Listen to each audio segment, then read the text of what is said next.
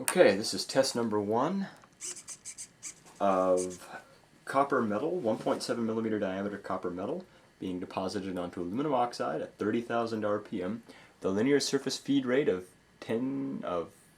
75 millimeters per minute over a total track length of 10 millimeters and a total Z feed distance of 0.125 millimeters.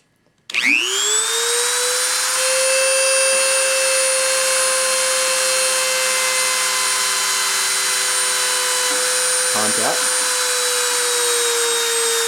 Preheat.